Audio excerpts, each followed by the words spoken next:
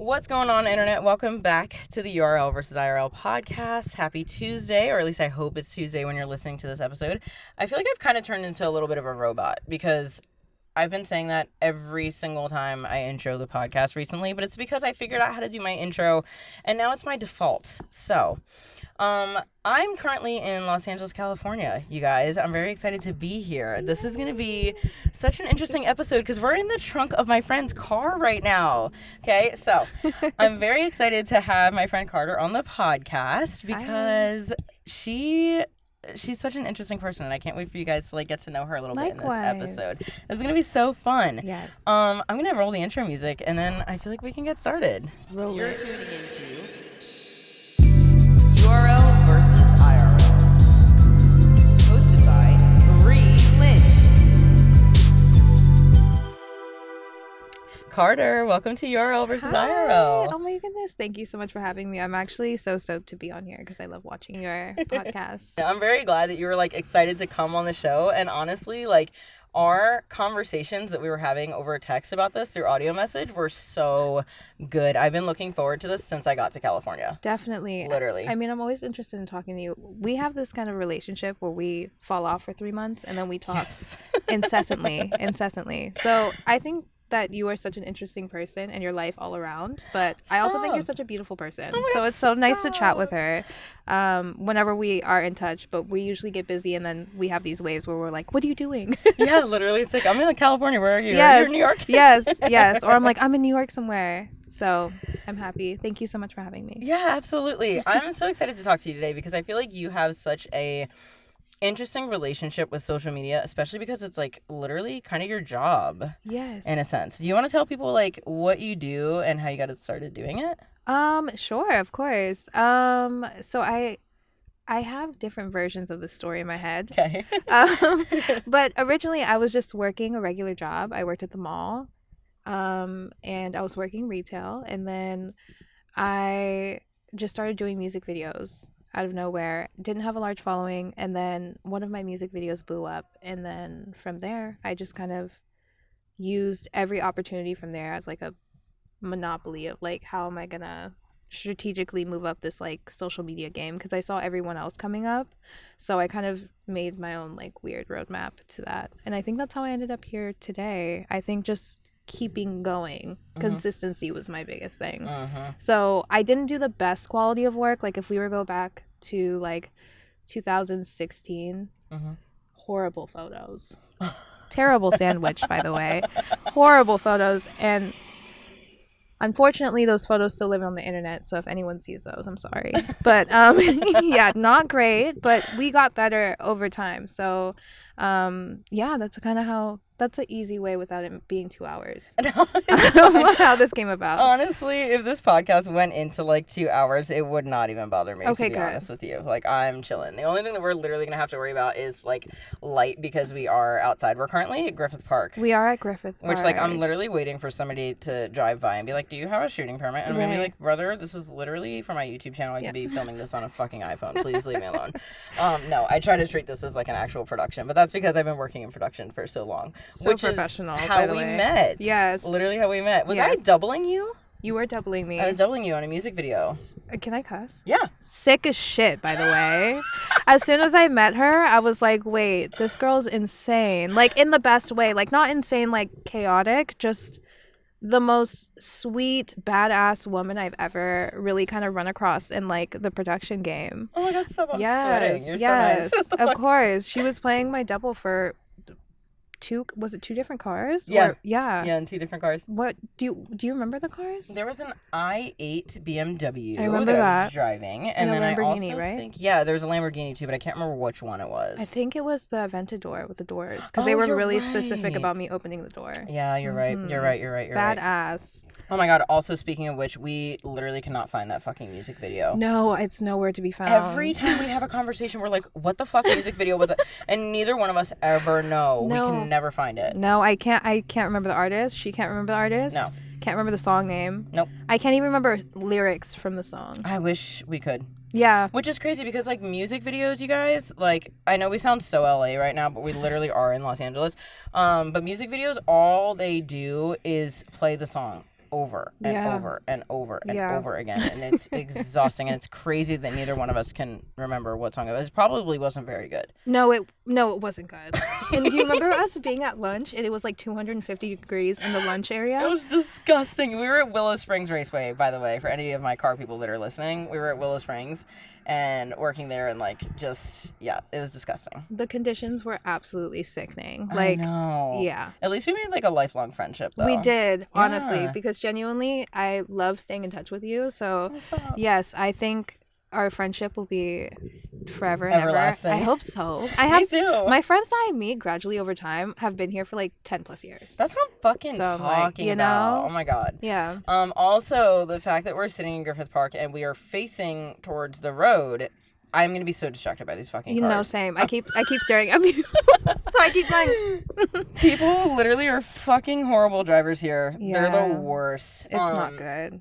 Gosh, but so let's talk about what you do for work outside of just music videos, because you're a model. Correct, yeah. Crazy. Yes. The fuck? I remember when they told me, they were like, oh yeah, you're doubling this model. Her name's Carter. I was like, I'm doubling a fucking model. Can you No. please stop? Like, oh my god. You're stunning, first of all. So Girl, stop. Literally, stunt performers, I feel like we always feel like the uglier version of the person that we are doubling. No. Yeah. I feel like you're the more badass version of me. That's why I was like, oh, you guys have a stunt double? I was like, I'm gonna say like, no, not at all. It's crazy because I think we think the opposite. We're like, damn, here comes the badass. Gonna fucking like do all the Not things. us. We're literally like, I'm supposed to look like this fucking gorgeous human being. No, The I think fuck? it goes both ways because like you're obviously stunning. So the Thanks. fact that you're badass and stunning is like great. That's my stunt double. She should just be the lead, guys. No, I'm gonna take a stop. lunch. I'm gonna take a lunch. So she's good. Oh my god, that's so funny. But modeling. So how'd you get started in that? Man, that's another story that I'm gonna shorten. That's 'Kay. not gonna be 2 hours. I started because my sister was an actress for years, and then she got into wine and whatnot. But before that, she took me to her agency, and then from there they scouted me. I was 5. Yeah, 5 years old? I was 5. Yeah, and they sent me over to their children's division. I would expect them to. Imagine Yeah. they were like, here, you're gonna work a 12-hour day. Yeah. as a 5-year-old.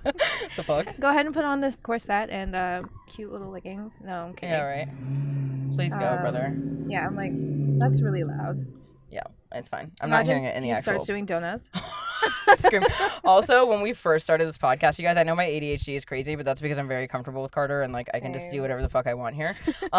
We parked in this spot and like realized there was a guy playing like extremely loud music in his car, and then he would open his doors and he was watching us set up like the entire time, and he would like open his door and his car music was fucking blasting. I was like, It was pretty please crazy. turn that shit off. It was pretty lit. He was lit. He was so lit. He was also an uncle as well. Like, he Yes. wasn't young. No, not by any means. And he, like, also super embarrassing. I had to go to the bathroom so bad. And I was like, Carter, I cannot wait. Like, I was like, we're going to be sitting down doing this podcast for like an hour and a half.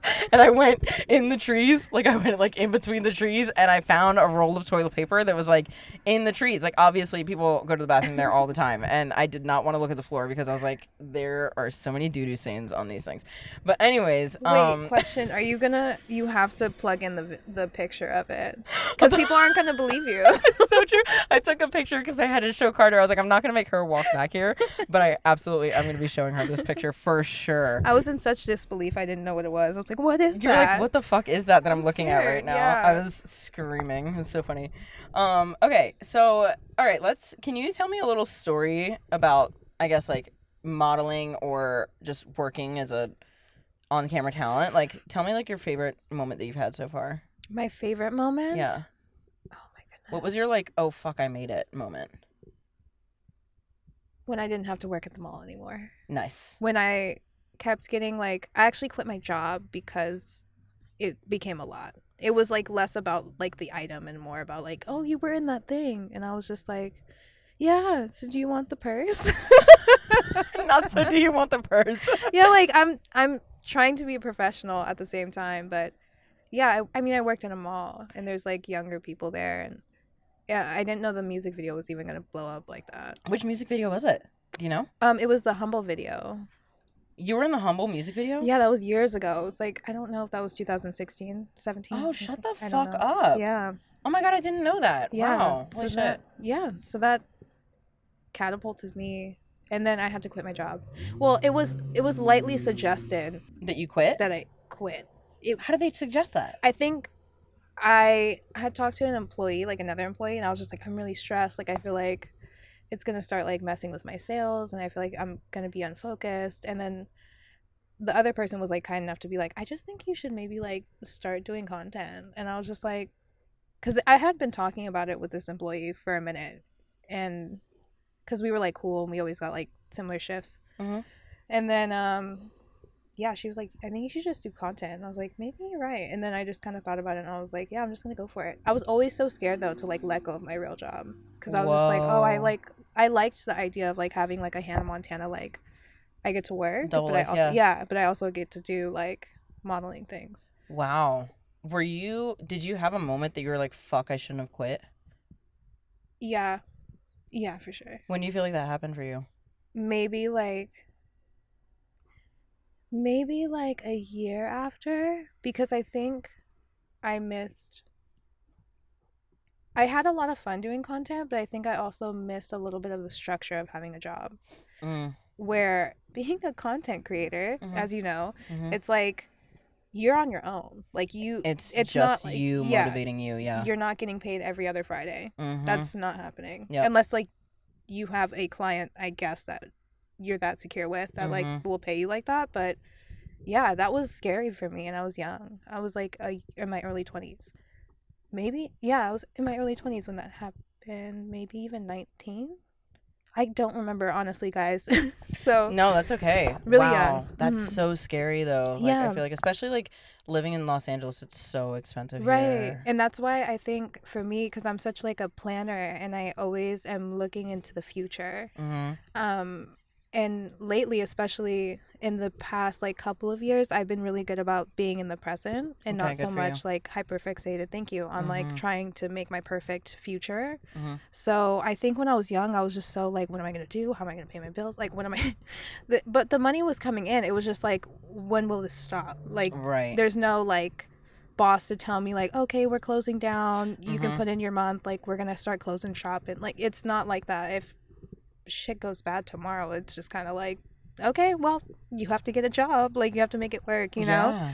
So I think because content creation was so new, I didn't know where the glass ceiling was. Like, I didn't know how high it can go other than Kylie Jenner, which is such an unrealistic, like, Expectation. yeah, to be like, I'm gonna be the next Kylie Jenner. Yeah, exactly. Or you can, all possibilities were on the table because everyone was doing it at the same time. Yeah. And everyone was learning at the same time. So Mhm. there was no person other than like a celebrity that like you can see like, okay, this is the highest you can go with this. Mhm. But now that we're in 2024, it's kind of weird because like now social media people are like becoming celebrities in their own right, which is kind of Yeah. interesting, which is Yeah. a good and bad thing. I kind of hate and love that.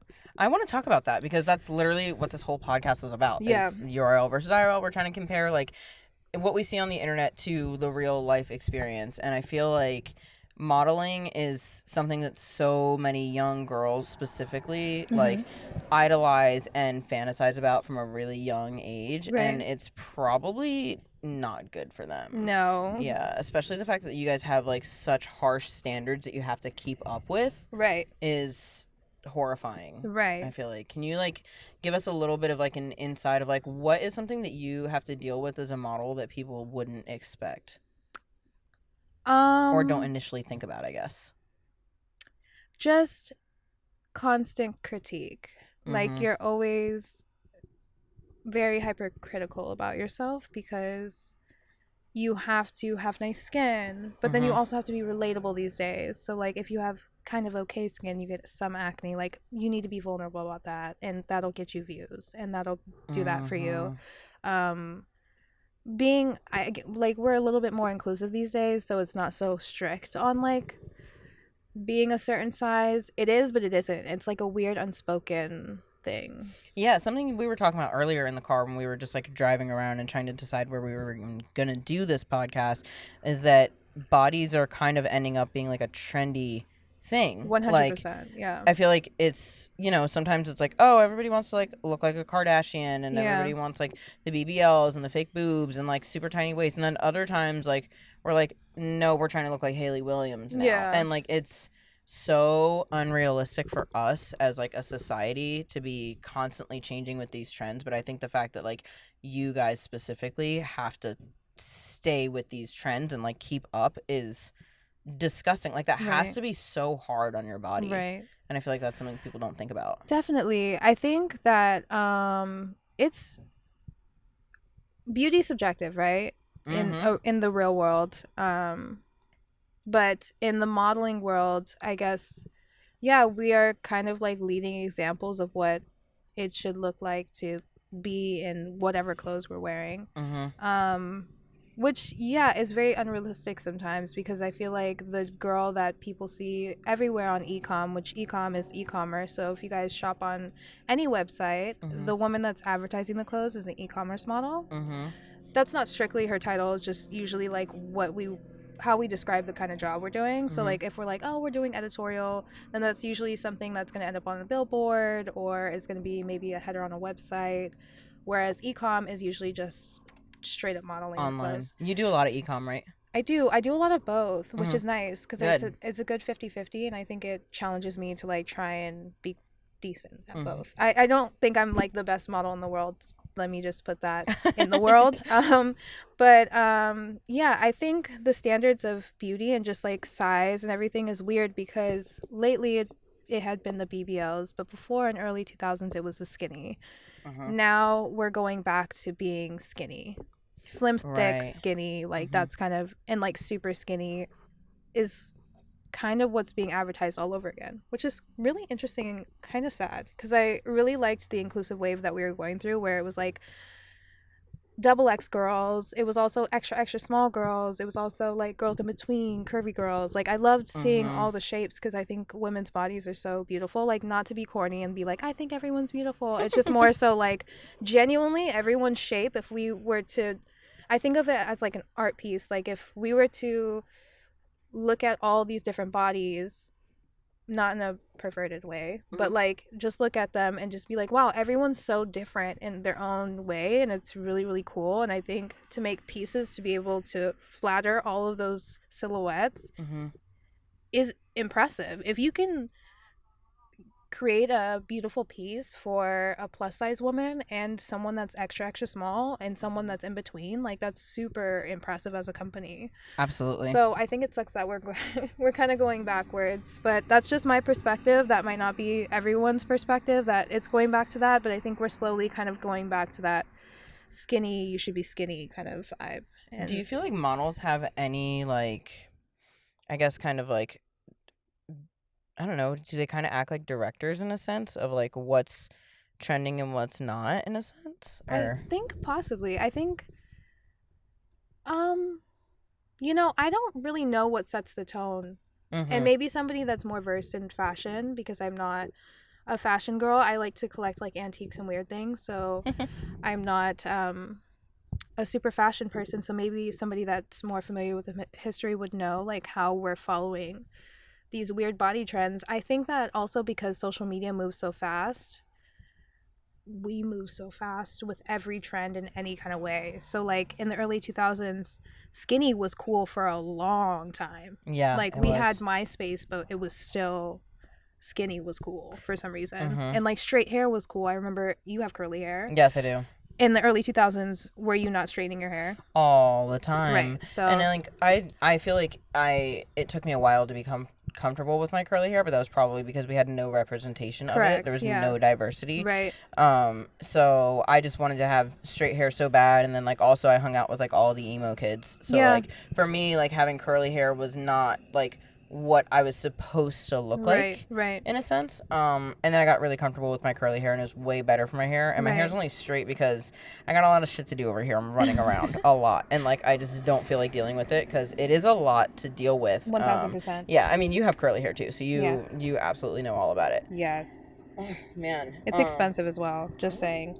so obviously, as we discussed, you do a lot of e-commerce stuff, but you also do a lot of editorial stuff. Right. And you also do social media as a job as well. You get to Yes. work with brands and stuff like that, which Right. I'm very interested in hearing about. Yes. Do you feel like managing yourself as like a public person versus like who you are in real life, is there ever like a weird like crossover that makes it hard? No, it's just a clear, once I'm off the internet, like once you meet me in real life, that's who I am. Good for you. I don't click in and out of that. I do click out of, and I'm being honest with the audience now. Yes. When I go to events, and if you see me and you say you remember me and I do not remember you, I'll still go, oh my gosh, it's so nice to meet you. So I'll turn those things on and off, but I don't, like professionalism, I'll turn on and off, but my character, no. Once you meet me in real life, that's just kind of what it is. Good for you. Yeah. That's awesome. Do you think that like your online persona that you feel like you have, do you feel like that is, what is it, how does that make you feel? You know what's funny is I had this conversation with my friend crying on the phone for like 3 hours. So not the trauma. I Here know. we go. No. It's not even that deep. I was just more so stressed because I've been trying to change over my like my content. Uh-huh. Before I was doing so many bikinis and stuff like that, and I Mhm. feel like I've kind of grown up from that. So my Instagram kind of reflects a little bit of what I want to kind of start doing more often, and a little bit of kind of what people want to see from me. Mhm. And that's mostly because of brand deals. Because brand deals are looking for, I'm not going to take brands, for example, name any, but once you go to like a brand's page, we'll say it's IMGA.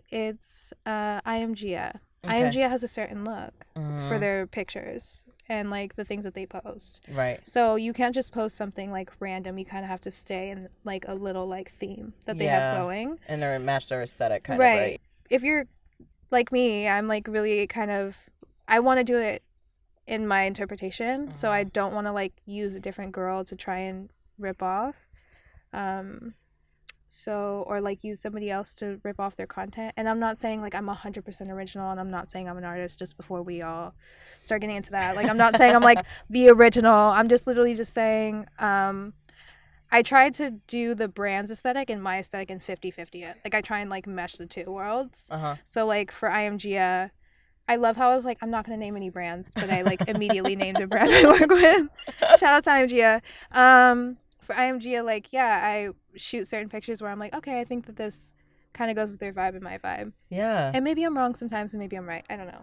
I mean, but if they've been working with you consistently, like, I think they just appreciate who you are. Definitely. And like working with you, because you've been working with them for a couple years, right? Yeah, and I love them. I love their like clothes. But that's the thing. So like, I would love to continue to do brands like that, but I would also love to do other brands that show me in a different light as well. Okay. Because I think everyone's used to me being like this bikini wearing girl, like she's put a t-shirt on kind of vibes, you know? Put a t-shirt on. I love to wear cable knit sweaters, like, and that's funny that you asked me earlier about the different personas, because in real life I feel like I don't dress how I do on Instagram, and that's literally because of brand deals. Yeah.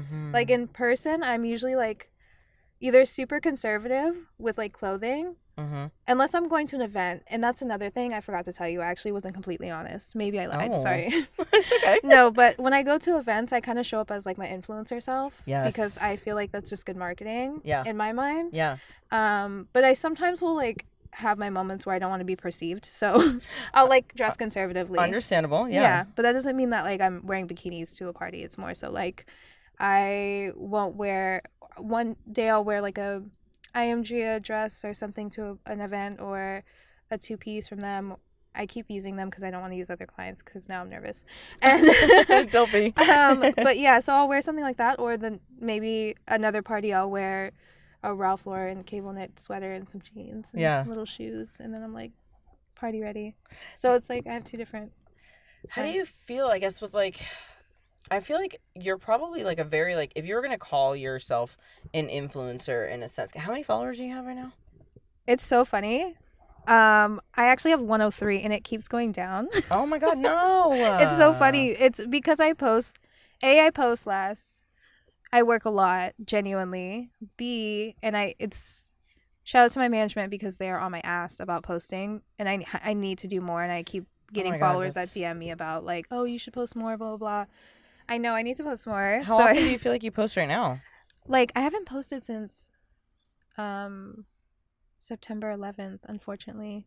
Oh. Yeah, that's a sad It's day. only a week, though. No, I know, but like how Instagram is, like you have to feed it constantly, and they're in Yes, you do. competition with TikTok. So it's like Yes. they want you to be more on top of your Instagram than you are with TikTok. They almost want to reserve all your time for Instagram. Yeah, pretty much. So yeah, so you have to kind of feed the machine on that, and that's another thing is with social media, like it's a machine, so you have to like learn it is. and then work it. And Quite I'm not saying literally. I'm the best. I'm just saying I'm one of the people that is still learning alongside of everyone else. So That's crazy to know that like your management has to like get on you about posting and make sure that you're like posting regularly. How many times do they think they want you to post it like a week?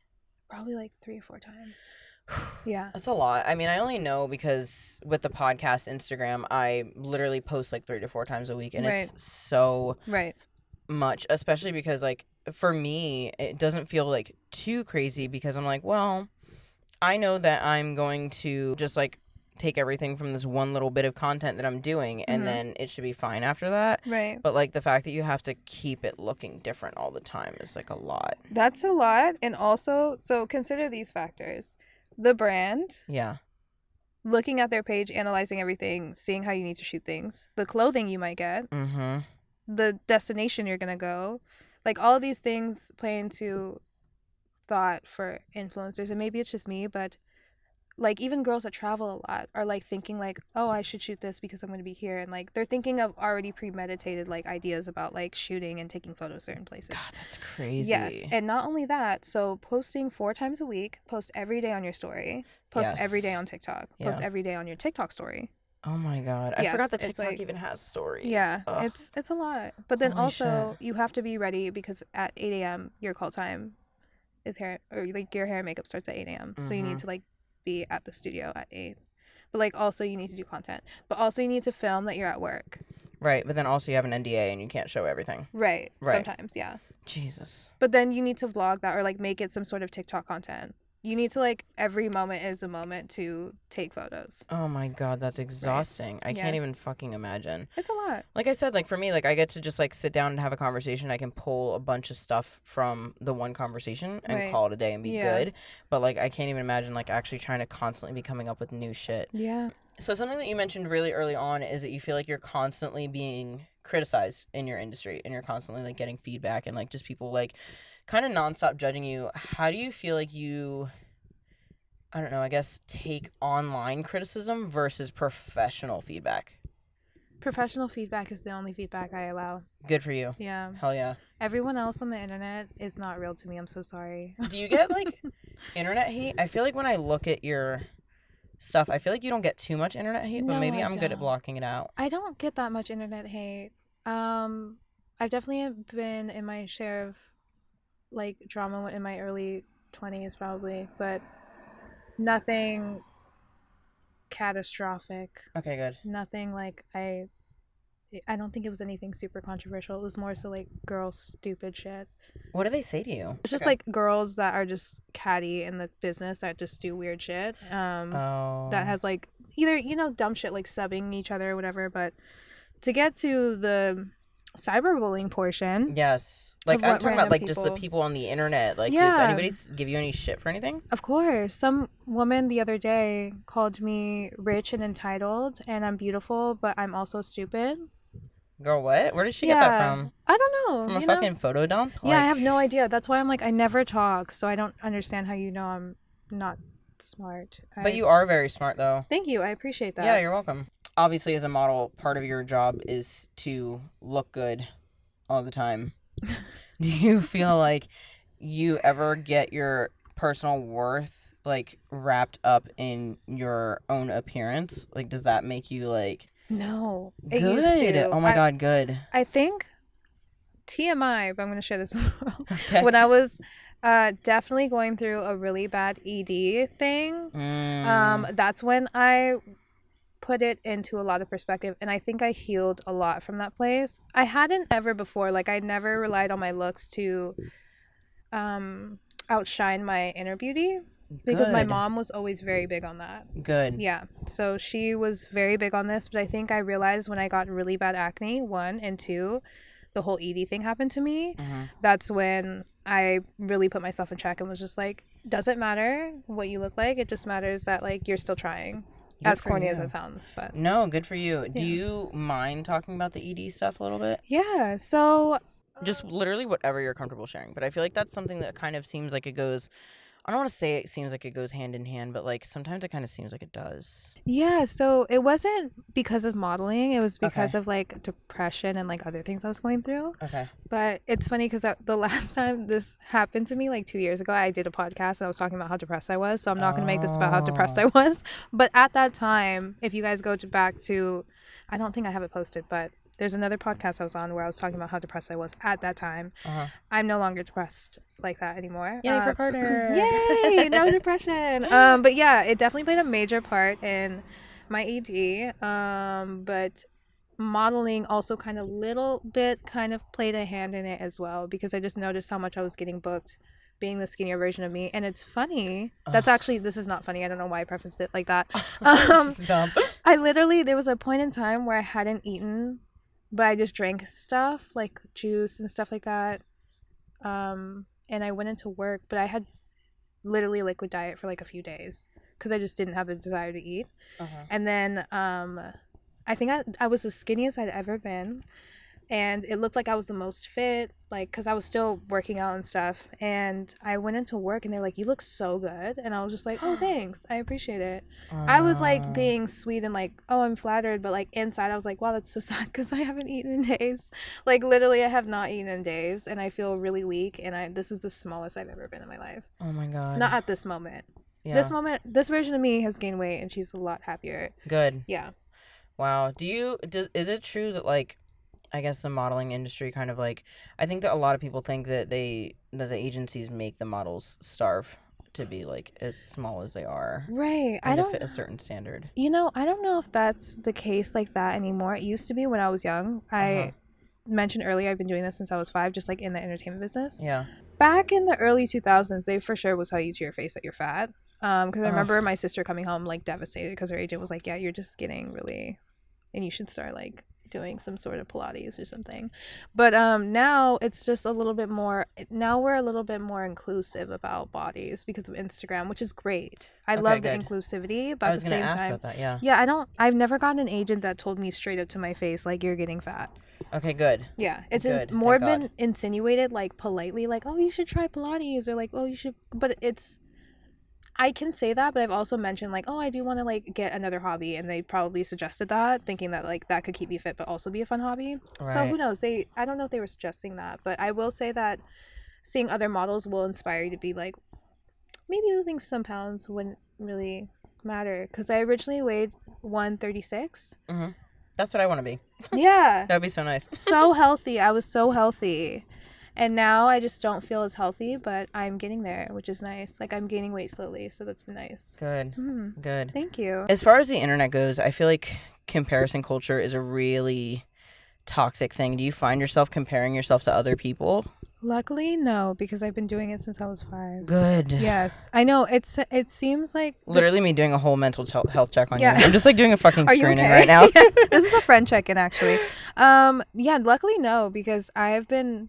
not self-taught, actually. My mom very much, I will give her full credit for teaching me how to separate my professional life from myself. Good. So she's always very much like, never compete with the next person, because you'll never be them and they'll never be you. Damn right. Always told me that, always, from day one. Wow, good for her. So yeah, and she's like, always remember that whatever you're doing, there might be somebody that's better than you, and that's okay. Like that doesn't make you any less. Yeah. Since you've been doing it since you were so young, do you feel like the beauty standards are getting better or worse, or they keep changing? They just keep changing. It's like, I had braces for years as a kid, and my gap came back. Well, my gaps, plural. They came back. And my mom spent so much money straightening my teeth, and then Corky came in, and then the gaps were cool. And then curly hair was cool. Yeah. And then being black was cool. Yep. Yeah. So then, yeah. Yep. Wow. Being black has always been cool. Let's just be very fair about that. Yes, go off. Yeah, but also, just like wearing your hair natural and just being a part of this whole like natural, quirky. If you look different, we love that. You have freckles, cool. Like, yeah. So it's funny because when I had braces, I would get typecast a lot as like the nerd girl. But I think having braces now is just kind of like, you can be cool, but also have braces. Wow. Yeah. That's So I think it's kind of getting better-ish and worse it's with good social for you media. to like realize, I think, that like everything changes so much, like so drastically, so often, because like I feel like that'll probably make it a little bit easier for you to like not lose hope in regards to your work. Definitely. And I think it's just like you start to internalize that, and then you start to like haunt yourself with the people you look at all the time and compare yourself to. And I've watched enough stories and shows and shit to know that like I can quickly be obsessed with success, like trying to be like, to me my worst opponent is myself. Good. And I sound like a weird Zen book, but yeah, my genuinely like my only opponent is myself, because I'm the only person that like won't make the content. I'm the only person that like will do the content or do a shoot or like show up late. Like I have a choice to like be early to work. I have a choice to like be a good professional model, or I can be an unprofessional model. Like those things are choices, and I think it's really important to focus on your choices and less about other people's choices, if that makes sense. Yeah. Yeah. Wow. So social media. Yes. Yeah, it's a fucking horrible thing that's not going away, but it's also like some people's lifeline, like yours. Yes. You want to talk about like the importance of social media, or like how's your relationship with social media? I'm indifferent about it. I'm actually really grateful about it. Okay. Free marketing. Yes. Never mad at that. I think when I was young, and I keep referencing the early 2000s, I sound like a millennial. But yeah, I mean, back then we didn't have free marketing. Being on LA casting, you had to pay for that. Yeah.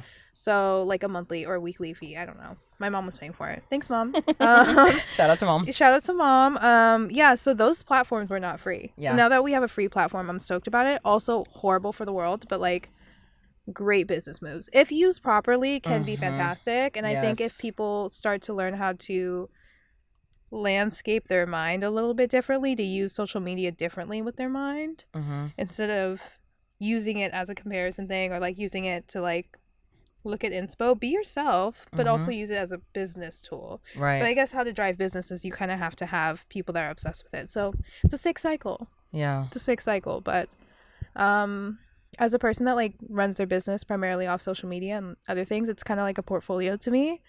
It's important for me in my world. But do I think it's horrible for the rest of the world? Absolutely. Absolutely. Yeah. Do you like get stressed out trying to have like an absolutely fucking perfect feed because you use it for work? Because I get stressed out about having a perfect feed, and I'm not even using it for fucking work. Yes. But the secret is everyone's obsessed over it. Even the girl with the perfect one that you're like using as a template. Yeah. She's freaking out.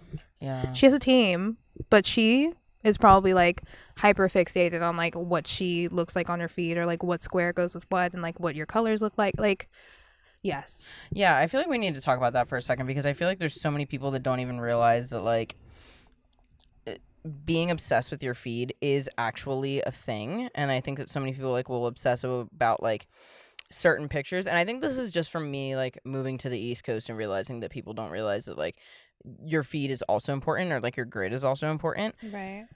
But literally, like, I will post things in certain order intentionally, because I'm like, oh, I'm trying not to have too much of me, or I'm trying not to have too much of my face, or I'm trying not to look like this, or I'm trying not to look like that. Thankfully with the podcast I'm like a little bit better, but I also am like, I'm also like kind of hyper fixated on that as well. Right. You know, and like I feel like that's just not something that so many people, and if you don't, internet, fucking good for you. Yeah, you're like, blessed. Literally, please keep living your life like that, because stressing over your feed is such an inconvenience. Yeah. Like, not only am I paying attention to the fucking picture, I want to know what my whole goddamn feed looks like. Like, what is the vibe?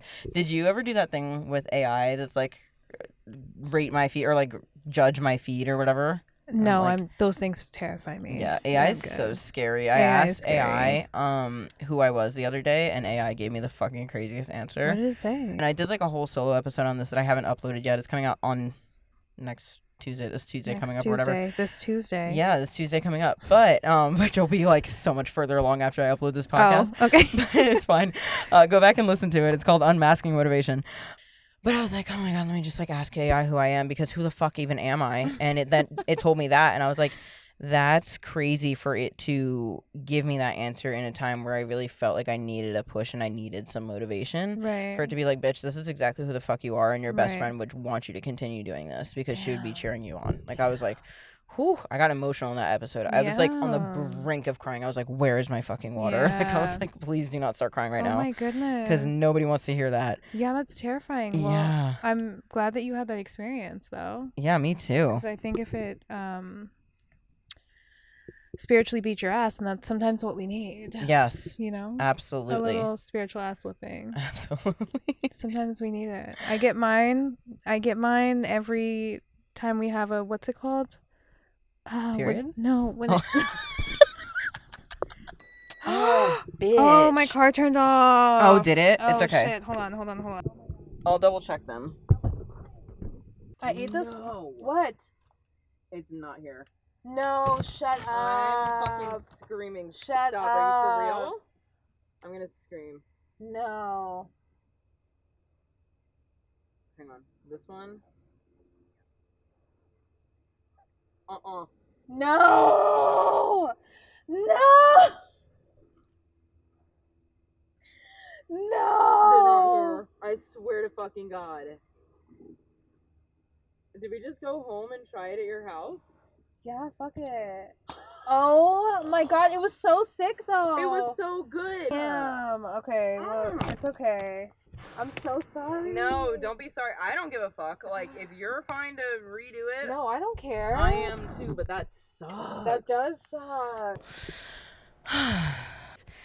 This episode has been insane to film. Okay, first of all, I'm just going to tell you how this specific episode has been going. First of all, number one, we tried to film this episode like a couple days ago, and then we had to reschedule. No big deal. Not a problem. It's fine, right? Then today, we start filming this episode. And then Carter's car decided to do the safety thing and turn the power off on us after 52 minutes of recording this episode. And my cameras decided to say fuck you, and they didn't save anything. So now it's literally like 10 o'clock at night and we're filming this episode, and Carter is just being a fucking trooper and dealing with me. So Sorry if I'm sleepy, guys. thank you so much for putting up with my shit, because I was like, you've got to be kidding me. As soon as your car lost power, I was like, no, it's fine. Yeah. Like, I was no, like, it's fine. I thought we were gonna continue. Yeah, I thought me we were gonna too. be fine. Yeah, and then the park rangers started coming about, and they were like, the park is closed, like, Yeah. it's after sunset now. And we were like, no, we have lights, it's fine. Right. They didn't give a fuck about us. But Yeah. here we are now, back in your apartment. Yeah, I mean, at least we have a comfy couch. Yes. And we have more elbow space. Yes, a little bit more elbow space. We were in the back of her Bronco, which was very roomy. Yeah, it was roomy. It was cool. Super it was a vibe roomy. in there. It was yeah. such a vibe. Oh my God, it was so cute. And she had literally spent a good like 20 minutes getting the lighting all perfect. Yes. So I felt really bad because we essentially went there to hang out and we just played pretend podcast, and now we're doing real podcasts. I know. I have a question for you. Yeah. This is not this is now a reverse interview. Role reversal.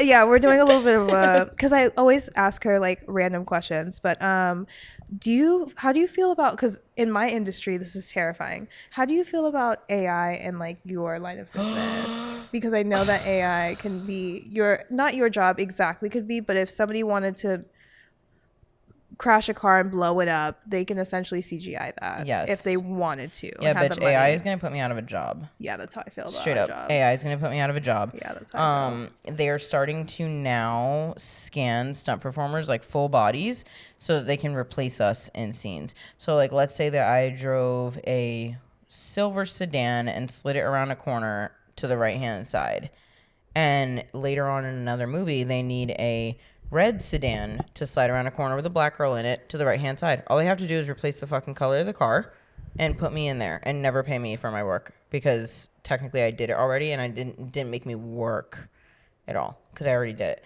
So now you're taking days of work away from me, which means I have no job. Are you allowed to sell your identity to AI? Because either this could be a win or this could be a lose. Because so let's just say that happens, right? Let's say Steven Spielberg, whatever, he does that and has the money to fucking do it.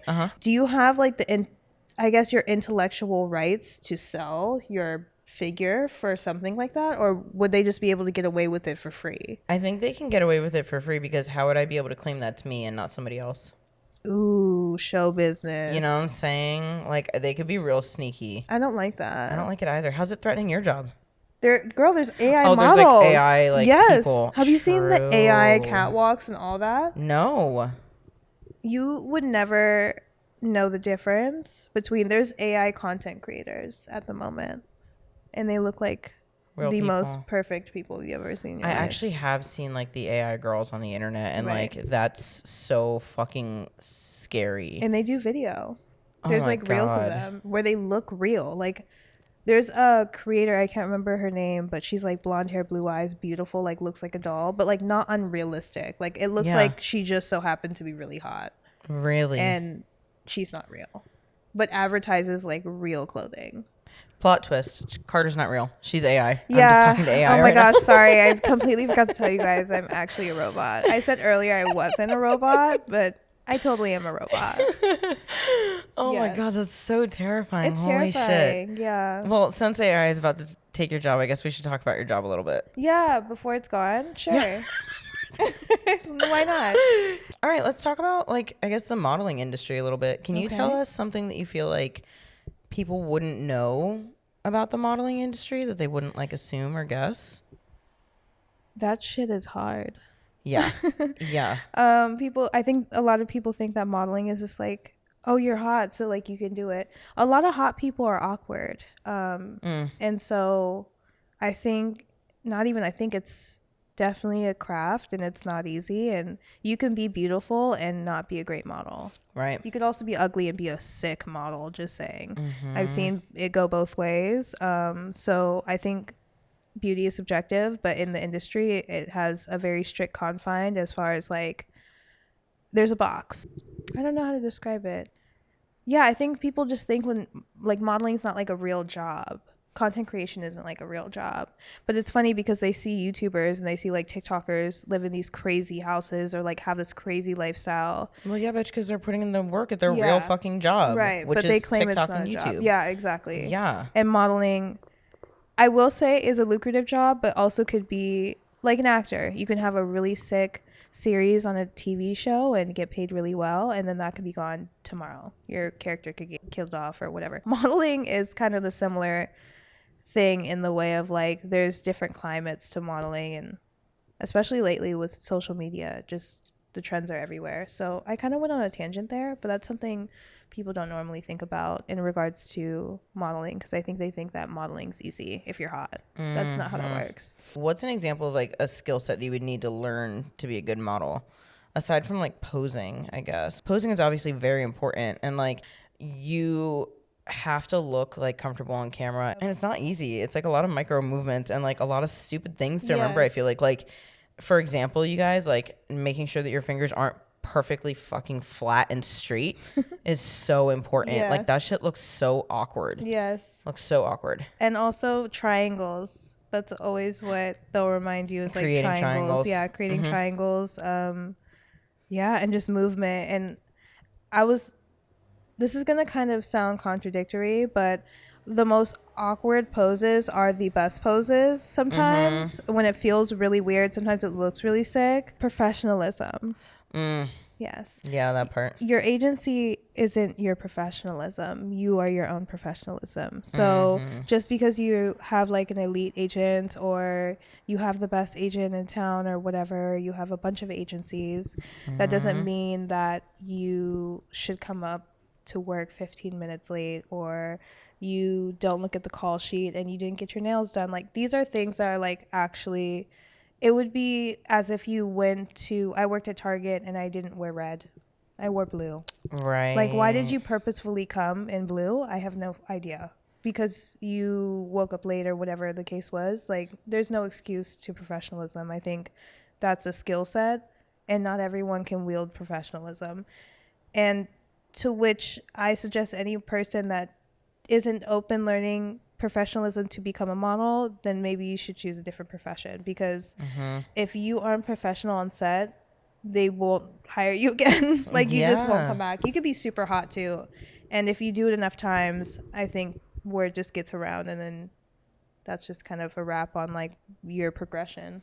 Yeah, because who the fuck wants to work with somebody that's not professional and is not like I don't know, there to do the best job that they can possibly do. Yeah. I wouldn't want to work with somebody again. Yeah, 100%. And that's not me being like, you have to have professionalism because I'm the most professional bitch ever. It's more so like, everyone's has like, there's been times, of course, where like I've woke up and not felt great or made an excuse or lied and said I couldn't, whatever.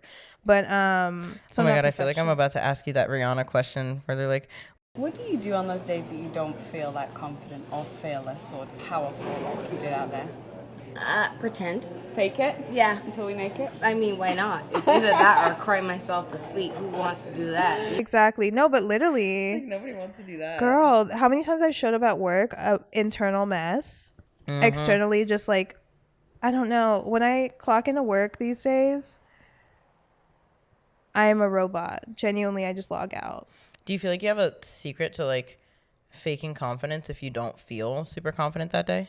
My best suggestion is to be more of an observer that day.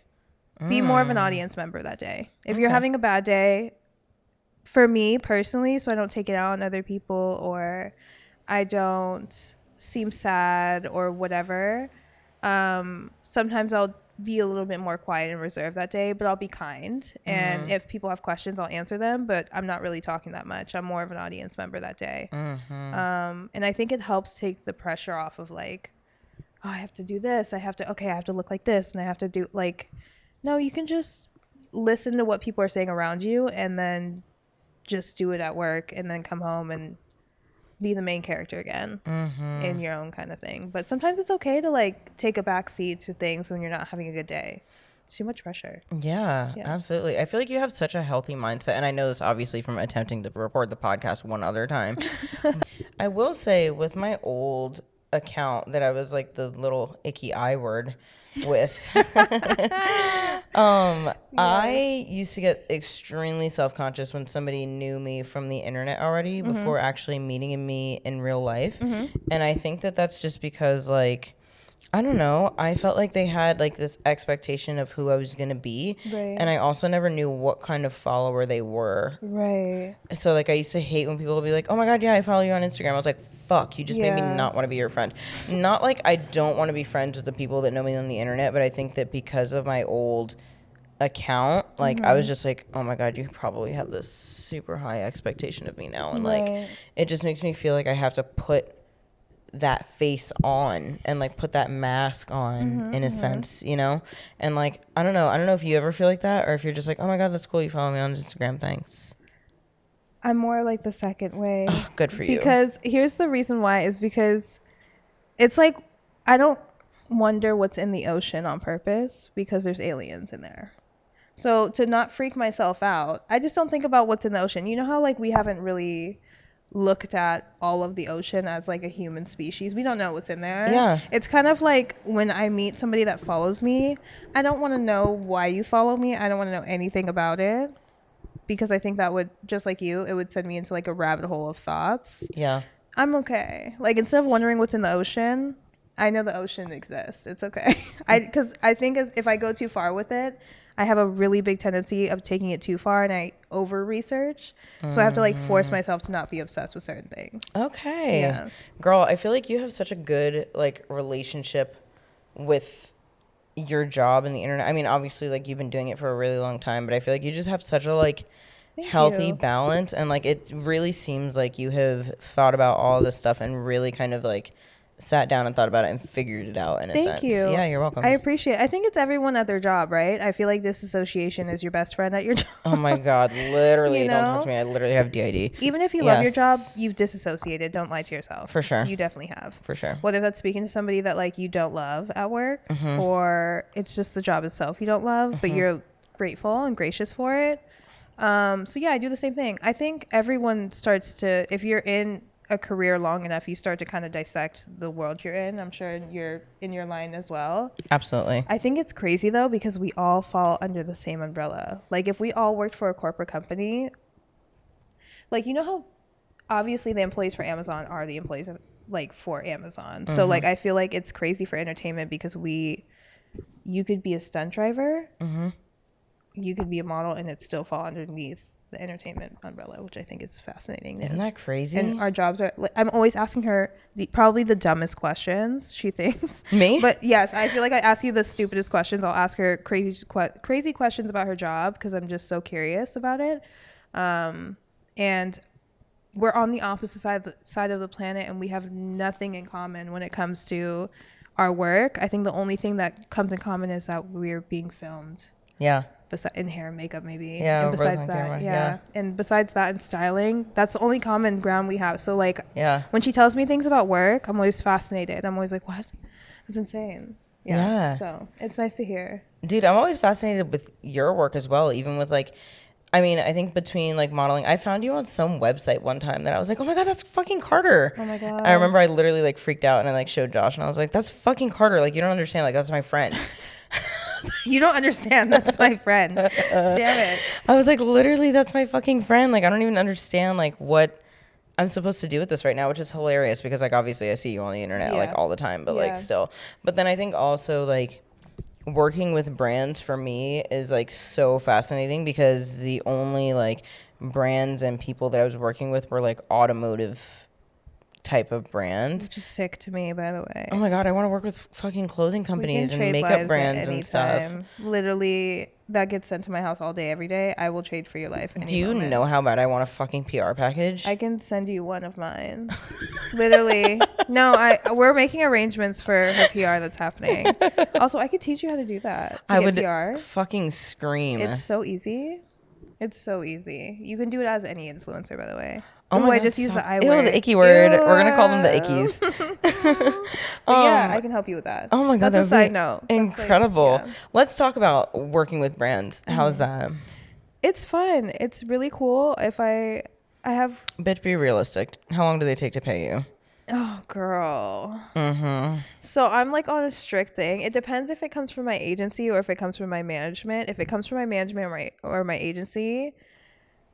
net 30, net 90s are normal. Okay, so that's like how long it takes you to get paid, like how many days. Okay. So the online stuff, half of it's me. So half of my clients are usually reoccurring clients that I've had for a while, and they usually pay on time, like either right away because I have them pay a deposit. That's a hack for you wannabe ickies. Oh my God, go off. Yeah.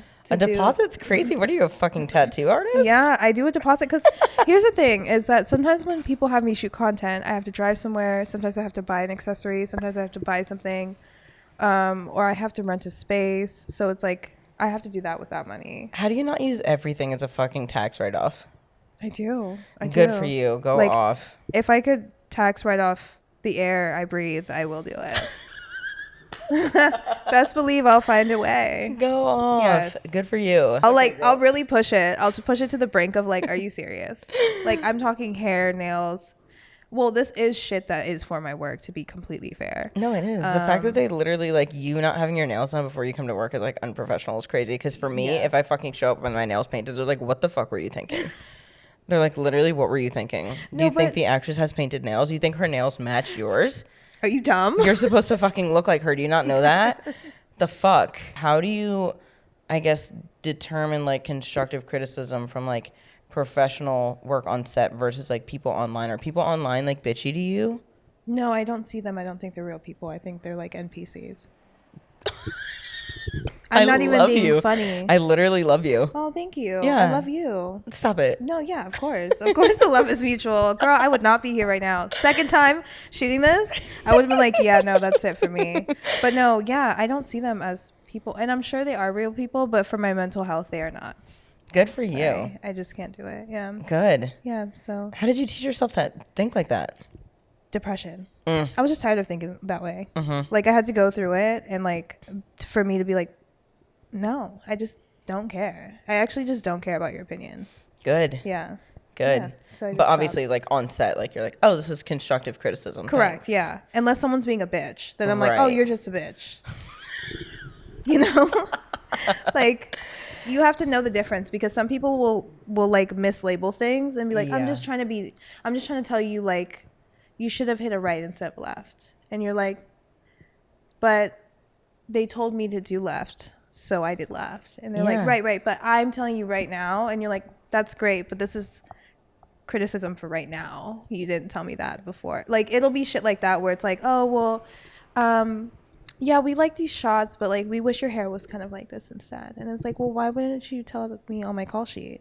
But then they'll like create like a fake debacle with me and be like, oh, well, you know, you had told that your manager, you had told them that like you didn't want to straighten your hair again. I'm like, yeah, because I'm black and it'll mess up my curls. And they're like, yeah, so that's why we couldn't. They'll like guilt trip me into like feeling bad about like not doing certain hairstyles. Get and I'm the like, fuck out of here. okay, but I'm a bitch, so I'm just kind of like, that's nice to know. Maybe next time if you book me again, then we can negotiate Go off. my hair situation. Oh my But, God. yeah. What the fuck? What do you think is the worst comment that you've gotten on set? Not to put you in a dark place, but I'm just curious. The worst comment. Yeah, I've or like the gotten on set. harshest. I mean, They said you're mean? yeah. It was from this. I'm not gonna say what director it was. Yeah, no, it's okay. But it was from a director? Yeah, it was me. Yeah, it was a. Oh God, it was a music video I regret doing, but it's still Music kind of videos are fucking rough, dude. the worst. Like, I did music videos for a long time because I was trying to learn some shit. Yeah. It wasn't necessarily for the money because I was working at the mall. Yeah. I don't know how Wow. we got here because ADHD. That's okay. Okay, It's great. fine. We're literally doing a Did I fucking even great answer job. your question? Yeah, you said that somebody told you that you were mean on set and it was a director? Yes. And then that day my phone went missing and then ended up in the middle of the street and it was broken. Do you think that was from somebody on set? Yes. Ew. And I think that was purposeful, obviously. Yucky. But anyways, what the fuck? professionalism, that's the word of today. Oh my God. That was not existent on that music video set that day. It never does on music video No. sets. No, yeah. Oh my God. Okay. Obviously, a huge part of your job and your livelihood is your appearance. Do you feel like your personal worth ever gets like a little, I don't know, mixed up with like how you look as a person? Does that ever like affect you? Or are you ever like, oh my God, I'm so fucking ugly today?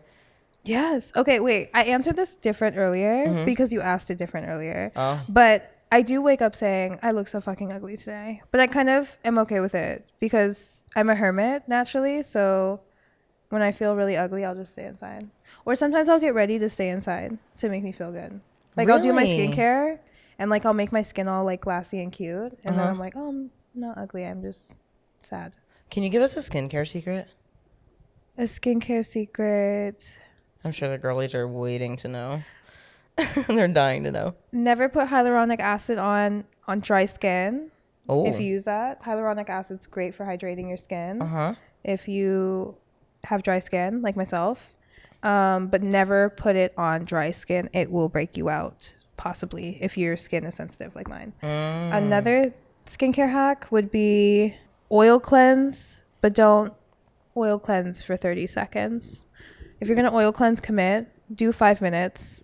And like, yeah, because you're massaging sebum out of your pores, but also your skin's just exfoliated and nice after. Like it's like glowing, glassy. So if you have an oil cleanser at home and you're taking off your makeup, what I like to do is oil cleanse, take off the makeup, rinse it off really quick, just get the makeup off, and then dry your face, grab your oil again, and then massage for 5 minutes. Because in my head, in theory, I think of if a lot of people oil cleanse to get the makeup off their face. Right. But I don't like the idea of possibly massaging the makeup into my face. Into my skin, yeah. Right. So I'll use the oil cleanser to get everything off because on long model days, we'll have hella sprays and all types of like powders on our face that are like baked onto our face essentially. Yeah. Especially if we were working outside. So we'll oil cleanse. Well, I'll oil cleanse, but I oil cleanse really quickly and then rinse it off, dry my skin, and then I'll oil cleanse again and then just massage for 5 minutes. It's skin changing actually if you have any kind of skin type to oil cleanse and then cleanse with the normal cleanser after.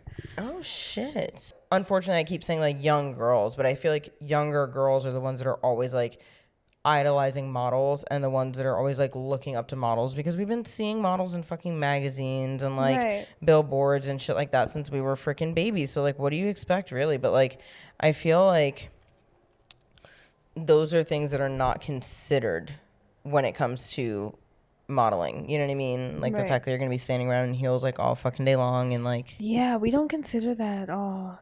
But I guess if you watch America's Next Top Model, you're kind of like, okay, I can see that happening. Do you feel like that's a really good example of what modeling is like? I honestly, as controversial as that show is, I do feel like it is extreme, but it is unfortunately what could Realistic. actually happen.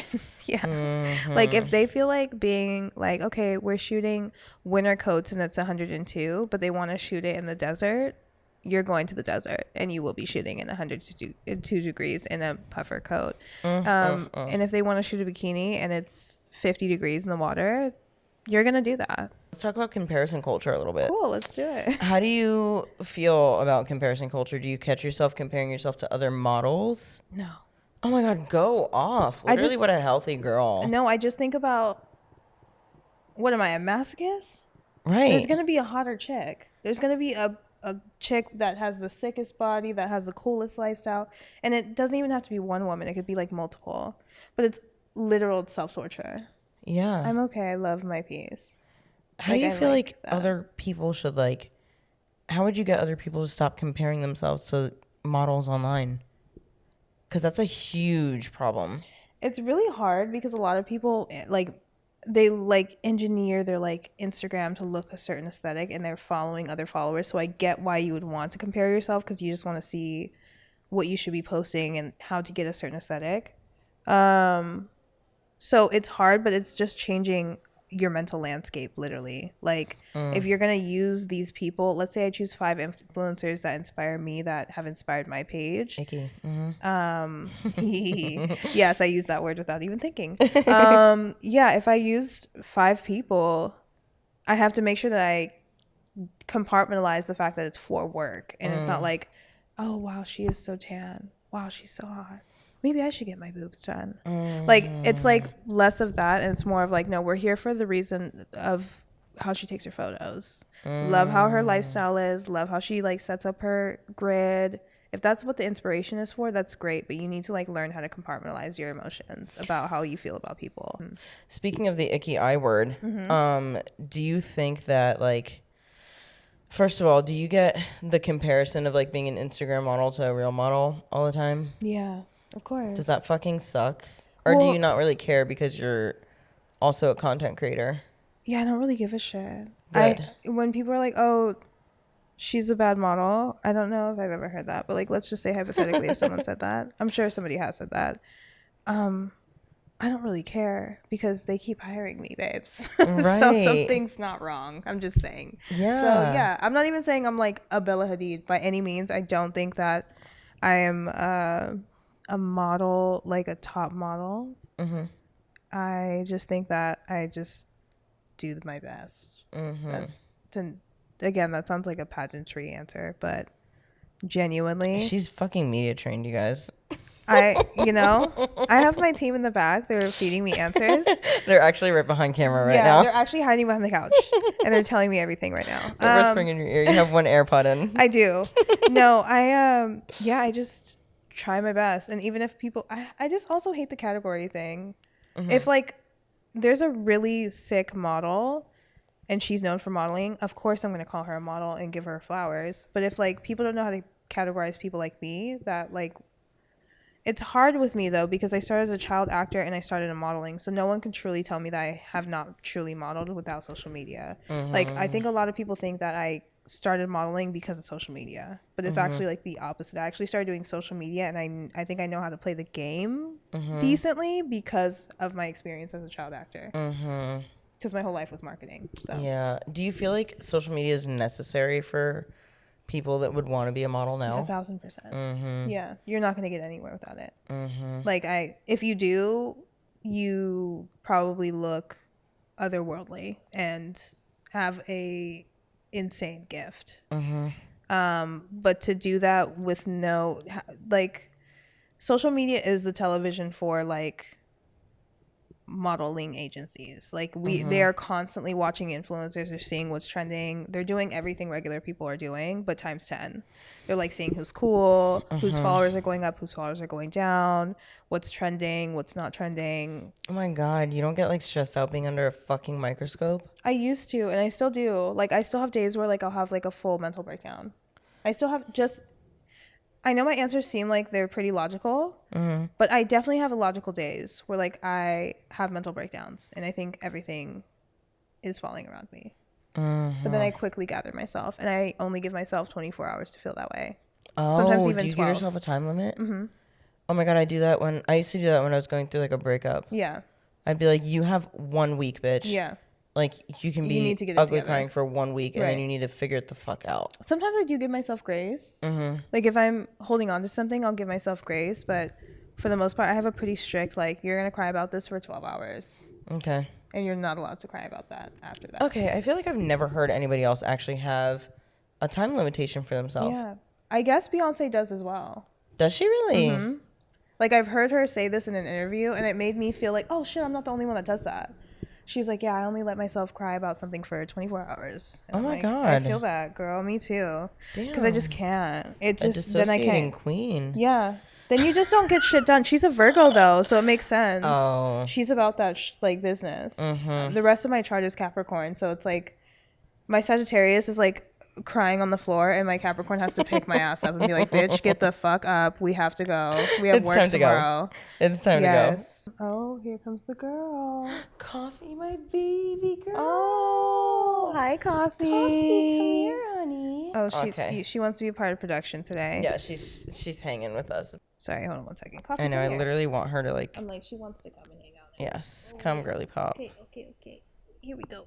Yes, There we go. girly. Nope, let's stay here. Okay, Perfect. good girl. Okay, good job. Welcome, Coffee. Do you have anything to say to the people? Thank you. Thanks, Coffee. Great to have you on the pod. Thank you. She said so much. I think that everyone's compared themselves, though. I can't say Yeah. I was not guilty of doing that. 1000%. I think it's just training your mind to not think that way. But if you are going to think that way, at least constructively compare yourself to where if you do it, it's to make progress and not to like bash yourself into a wall. And I think it's really easy to bash yourself into a wall because you're like, well, I mean, if they're doing it better, then it's like, how will I be able to top that? It's like, you don't have to top it. You just have to use their template, which I've used for myself, which since you use the last thing you've posted to help you leverage what you'll post next, what I always did was I found what did the best on the internet and I replicated it in different fonts. So like if I saw like, oh, somebody likes my outfit videos, but they have to be creative, or no, okay, somebody likes my outfit videos, but they also like my weird creative like edits. I'll like do a bit of both and see, do they just like the outfit things or do they just like the edits? And then sometimes I'll collide the two worlds if I know that they do well. So like if I know my edits do well and then I know like my outfits of the days do well or something, I'll collide the two worlds and see how it goes. And so far so good. I experiment with myself. The shit that's gone viral for me or the stuff that does well for me, I'll replicate in different fonts and see how can I take that same idea and like make it better and make it more polished, and usually it ends up working out. But it's also the things that you never think about that go viral as well, so it could be either side. Truly, Very you can true. plan it out into the last moment, or you can just post it and then just see what happens. Yeah, true. So you literally utilize social media as a tool. Yeah, it's a tool to me. It's a business tool. Do you feel like there's a way for everybody to use it as a tool? Yes, but I feel like that would also require the platform to change, and I don't think they're willing to do that because the whole trick of it is that they want to Make us addicted? Yeah, they want to poison our brains with social media. So like to keep the addiction, and I've read many books about this, by the way, which is how I've come to the resolution of social media. Yeah, Carter's a big book girl, you guys. I'm a bookworm. Yes, like, I love books. we literally have gone on reading dates before. Yes. Like, I love you're the our only reading person I've dates. ever done that with. Love reading. That flatters me. I feel so tickled on the inside. And what I learned is it's kind of like being in a toxic manipulative relationship. Oh. Where, what is it? Your something levels. Like your dopamine levels, maybe? Yes, your dopamine levels. So if you're in a toxic relationship, they go high and low, and it kind of feels like when you break up with that person, you feel so depleted and sad and depressed and blah blah blah because you're having like withdrawals. serotonin. Exactly. The same experience happens in your brain while you're using social media. Oh yeah, it's a quick dopamine Yes, hit when you're starting to exactly. get Instagram likes and all that Exactly. other kind of stuff. Exactly. Absolutely. So if you think about it on a science level, I think that's why I've had to compartmentalize so bad, because it's affected like my physical health. So I try not to let it get that far. So I bring it to like a scientific level of like logic, to where I think about like, oh, like I just feel this sad because my Serotonin and dopamine. Yeah, exactly. All that's out of whack because I am on social media for 6 hours, or like I just opened my eyes and I like am on Instagram already before my eyes are even open. Like that's not good. My God. So I created a rule where I started with 15 minutes. I wake up 15 minutes. I don't do anything. I can choose to brush my teeth, get ready, whatever, read a book or whatever. And then 15 minutes turn to 30 minutes, but I cannot touch my phone for the first 30 minutes I'm awake, and the first 30 minutes before I go to sleep, or like the 30 minutes before I go to sleep. I can't be on my phone. I recently downloaded an app. I literally talked about this in a podcast like so recently with my friend Laura, who introduced me to the app. But I downloaded an app that will quite literally disable the app from your phone at certain times of day. And you have to go into the app to enable it. So it makes you have like a conscious decision that you're getting on social media. It's called Opal. It's really fucking cool. I need this. Yeah, and you can like set certain times of day that you want to like disable your apps, like Instagram, TikTok, blah blah blah. Because for me personally, if I wake up first thing in the morning and reach for my phone and start scrolling, I won't get shit done during the entire day. Yeah. So I personally have my Opal set to like disable my Instagram and TikTok from 6 a.m. to 9 a.m. because I'm usually up somewhere in that time frame. Right. So I'm an early bird. I'll like wake up at like 7:30, 8 o'clock every morning. And if I immediately start scrolling on my Instagram, I won't get shit done, and suddenly it's 3 o'clock and I haven't showered. Yeah, it's bad. Yeah. So, but that's only if I like immediately jump on my phone and I end up on my phone for like over an hour. Right. And I'm like, fuck, what did I even do today? Yeah. So I have it disabled for first thing in the morning, because then I'm like, okay, I've gotten up and started my day already, which means that now if I start scrolling, it's not going to like be detrimental to your day. Correct. Yeah. So yeah, the fucking Opal app is sick, because also like I've learned that we're not supposed to be scrolling right before bed. Yeah, it's bad for you, yeah. So I disable it at nighttime too. Right. And now I also have like a period of time during the day where it's also disabled, because I'm probably trying to avoid editing by scrolling, and I'll scroll for Right. like 3 hours and not even realize it and be like, fuck. Right. And you're also technically getting inspired by like other people that are doing things. Yeah, Wait, of course. you don't charge your phone by your head, do you? No, thankfully that's not good. anymore. Okay, because I just stopped doing it by my body entirely, and it's actually made not being on your phone before you go to sleep, and also when you wake up, super easy, because my phone's like, I don't feel like getting up to grab my phone because it's like on the windowsill, and I'm like, I don't feel like touching that. It's so far. I'm Yeah. just be lazy. You I gotta have a get book. up to get it, yeah. Yeah. Like I usually have a book on my bed, so I'll usually read a couple pages, Good. or I'll get up and brush my teeth for like 3 minutes, or I'll like oil cleanse for 5 minutes. Like I'll like find some shit to do to get my day going. But I feel you as far as like if I'm in the bed long, if I have a day off and I've had like days of working, I will have a lazy ass day where I actually am in bed all day. Yeah, absolutely. Yeah. I mean, you deserve that. Yeah, 1000%. Okay, let's getting back to the work conversation just a little bit before we start wrapping up here. In regards to your work, do you feel like there have been any like downfalls, or like have you had any like low moments? I got my ass chewed up for Humble, by the way. What? Yeah. It was super controversial because I wasn't black enough for the role. Don't want to offend anyone, but that happened. I'll never forget. Oh my God, are That you was like- fucking kidding? Oh, I was like, do you know Lipstick Alley? No. Okay, it's like this shade room, but it's like a blog, it's like Reddit, but not Reddit, but it's like, anyways, I got dragged on there. It was crazy. Shout out to Lipstick Alley. You guys hate me. What the fuck? They literally hired you to do a job. Yeah, I just also think it's crazy too, because people were like, oh, like she's not black enough for like the line. I hate talking about this because it's so old, but yeah, it was just silly. But I don't think that was my lowest time. Oh. No, that wasn't. I don't think I've had a low time. No, I don't think so. I think I've had pretty, not saying my whole career is like high points only. It's just more so like it's either been stagnant or it's been great. It hasn't really been like, yeah, and then I got canceled because I said, Wow. if I go back to my Vogue interview and my other interviews I've done, I cringe at You were them. in Vogue? Yeah, for that Humble thing. I'm telling you, girl, I woke up to magazine companies calling me for interviews. Like, woke up. Shut the fuck up. And I was like, who the fuck is this? And they're like, hey, this is Sadie from Elle. We were just wondering if we can... Girl, just the most randomness. Yeah. Are you fucking kidding me? It was crazy. Yeah. And it was all over, like... Bitch, what did you do in video. this fucking music video? I didn't do anything. It was just... The whole music video itself was, like, very... Not prolific. It's, like, just a very, like... deep music video. Because, like, the things that he's rapping about. And this is also, like, Kendrick's, like... #1 hit song out of nowhere. Like, it was just so many things at once, and I think the combination of things just... But it was his music video that, like, was... He's essentially the one that made it viral, but I was just the only girl in it. Oh my god. Yeah. So holy shit. it was great though. I can't believe I literally never knew any of this.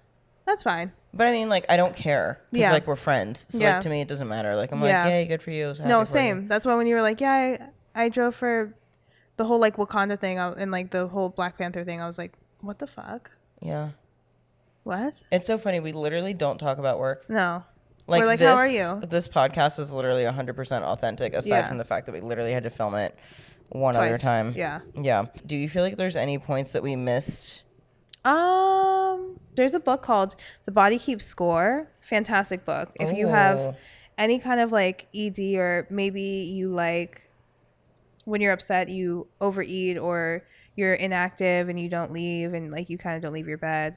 Great book to read. If you haven't left your bed, your ass should read it because you're not doing shit anyway. And read that book because it's actually really, really good. And it tells you just literally how the body keeps score. And it gives you, like, analytics and all types of really great evidence and information to understand how emotions, and I think that's why I regulate myself so hard, and I'm very hardcore about being, like, very neutral about things, is because as soon as you start letting things slip and, like, get out of hand, that's when your body starts to pay the cost for it.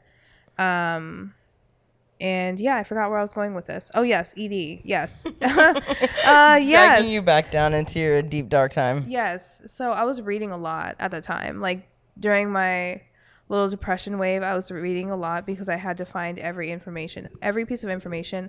I think this is a Sagittarius thing. I don't know if it's a Capricorn or a Sagittarius thing. Sorry to make this about astrology, but I think researching it helped me heal with my emotions, but it also helped me gain knowledge. And I think that is a Sagittarius thing, over researching and shit. I want an astrology girl on this podcast so bad. You should get one. I want to dig deep into, like, astrology. And I Like, want you to that'd be phone so a fun. friend, and that friend be me, so I can ask her mad questions. Hell yeah, I'm mad so down. questions. Yeah. Oh my god, I would love that. Yeah. I know a bit about astrology, but I don't think enough to be, like, a whole podcast episode about it. No, I know enough about my own sign because I've always tried to, like, understand myself, because the only way that I feel like I've ever been able to describe myself, literally me going off on a tangent again, No. the only way I've ever been able to describe myself is, like, I resonate with the Powerpuff Girls so fucking hard. All three of them combined are me. Yeah. I think that's every girl. When they designed that, or when they had created that cartoon, I think they did that for that reason. Because I think every little girl was like, I get all of them. They're like me. All of them are me. Yeah, or like you at least get, like, one character that stands out each. strong to you. You know, they have a black Powerpuff Girl now. Yeah, she's like, Bliss. Yeah, is her name. Bliss. Yeah. I played Bliss in a campaign because I did a Powerpuff Girl campaign for Dolls Kill some years ago, and I was Bliss. But why'd they make Bliss so big?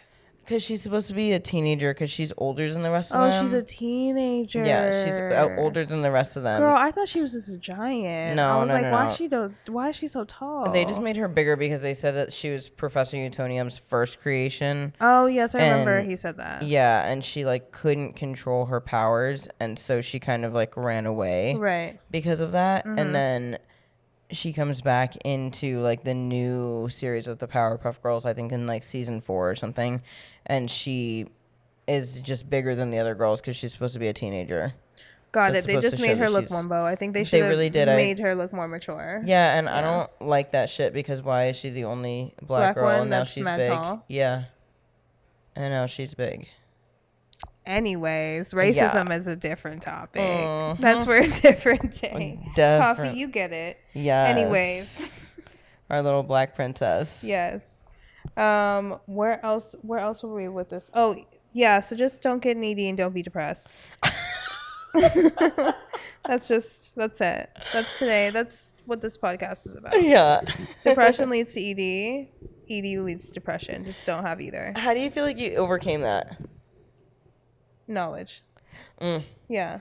Knowledge is power. If I bring it to a logical level that's understandable for me to digest, I'll flip it into logic and I'll apply it to myself. Go ahead. To like unshackle myself from like the negative thoughts. Oh my God. I have to like free myself. If I don't free myself, like it will be my demise. I get really dark. I get really, really dark. So I have to stay neutral. Oh my God. My depression gets dark as fuck. Yes. So if I don't stay neutral, I'm literally against myself. It's like me fighting me for no reason. I'm like having my own mental warfare with myself. Wow. Holy shit. So dude. having knowledge and being able to break it down and like understand like, okay, this is why I'm feeling sad. How do I handle that? Okay, I read in this book. This is how I handle those thoughts. Let me try that. Yeah. So wow. I try, and that's the best I can do is try. There's times where I still spiral and I do fucked up things. I'm human. So yeah, but I try my hardest. Oh my God. Well, I guess getting back to humans, what do you feel like your advice would be for any like younger girls or anybody that's trying to get into either industry that you're in, whether that's being like an icky influencer / content creator or being a model? Do not lose yourself in it. You're not a celebrity. Even if you are a celebrity, you're still human. So you're not really a celebrity. It's just kind of a title. And always be safe, especially as a woman, a model. Like you just always need to make sure if you do a test shoot, take a friend. Like just think about it. Have common sense. If a dude's being creepy and you feel a creepy vibe, he's probably being creepy about a shoot. So just don't do it. And also just think before you speak. And professionalism is my last thing. If you're going to do anything in life and be any kind of successful anything, whether if it's model of anything, you could be anything in the world, a marine biologist, at least have professionalism behind you. Because that's something that if you ever needed to get another job, you can rely on and be like, well, at the end of the day, I know I'm a professional. Whether if that's being a professional construction worker or a professional model or a professional stunt driver, like having a level of professionalism is not something that everyone can have for some reason. It's like kind of having common sense. Not everyone has that. Yeah. It has to be taught. So I feel the same way about professionalism. Go off. Okay, I have 2 closing questions for you. Sure. Number 1, if someone wanted to work with brands, where the fuck do you start? This is a me question. Can you tell? You're like, this is actually for me. So it's funny because I actually start, and I still do this from time to time if I'm trying to like get out a brand, which is like a secret. If you watch the podcast, you know, but if you know, you know. How you start to do is actually very, very easy. It's easier than you think. A lot of times you'll just buy the product, but you have to shoot it like how I was telling you, like 50% your aesthetic and more so their brand. Now, if you're trying to really get their attention, just shoot like how they shoot it on their Instagram. So, for example, if you really love, do you know Naked Wolf shoes? Yeah. Okay. Yeah. If you really love their shoes, go on Pinterest and look up Naked Wolf content like from their Pinterest and see what they're pinning and shoot something like that. And if you can shoot that and post it, it does well. Just in general, even if you're staying on aesthetic and it doesn't do well, if they see that you're creating that content, they'll hit you up.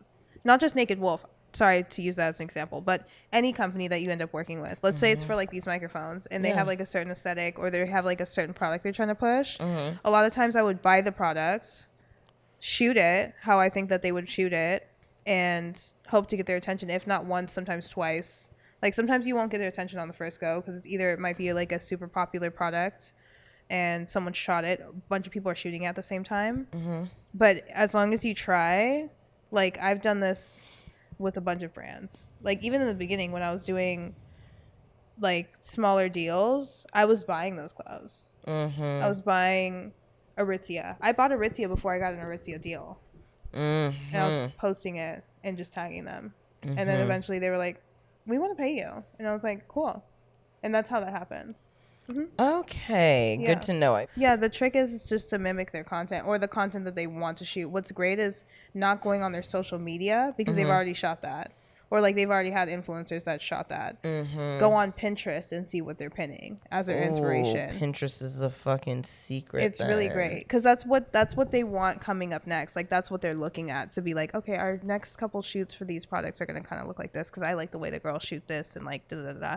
And they'll like pull from random ass influencers. Oh my god! But you have to keep doing that shit. Consistency is key. You can't just like do it once and like fall off. Like they have to see that you're doing this for other brands as well.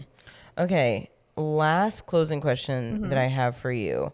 If you were going to give us any kind of like modeling secret, whether it's like makeup or posing or angles or hair or, you know, anything, even a fucking editing app, what would it be?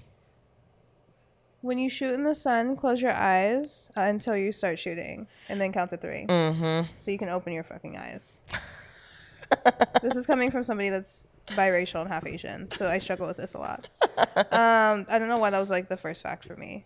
I love The that. second fact is always bring your own makeup to set. I don't care if it's a tiny makeup bag. Bring some tampons, bring baby wipes, bring like a little safety kit of shit you might need on set. And then an editing app. I am a fucking old person and sometimes I just edit straight up off TikTok. A lot of platforms like you to edit on their Instagram page or on their platforms for algorithm purposes. I found that sometimes actually does help. I don't know if that's changed since then because they switch around the goddamn algorithm every time. Like I try to do something experimental, but yeah, that's another thing. And then what other app do I like using? Snapseed. Oh, Snapseed. Yeah, Snapseed has vintage filters. Damn, this is some. If you're watching this podcast, It's because they made it to the end. They deserve this information. Yeah, here's a golden nugget for you.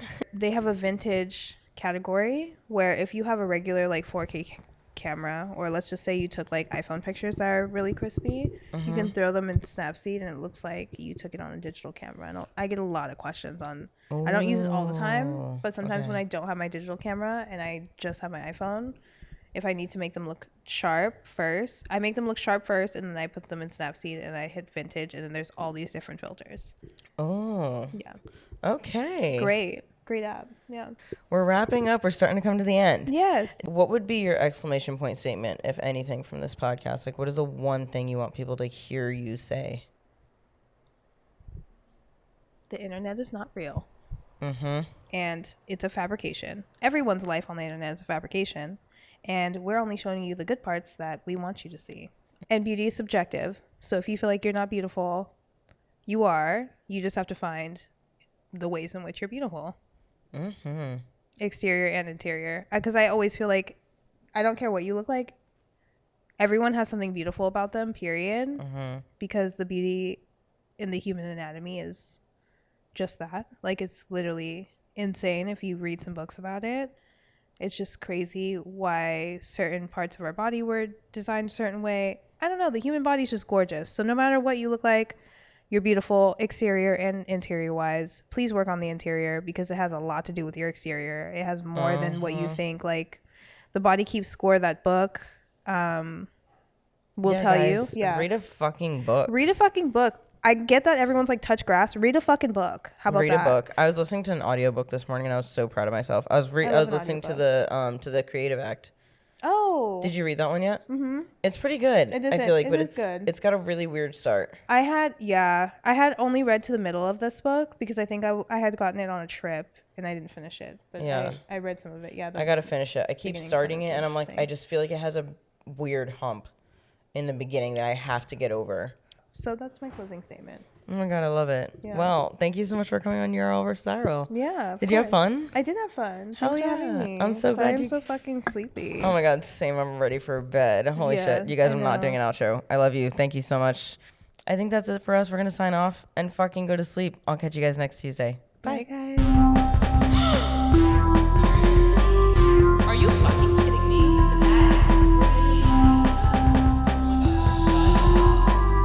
No way.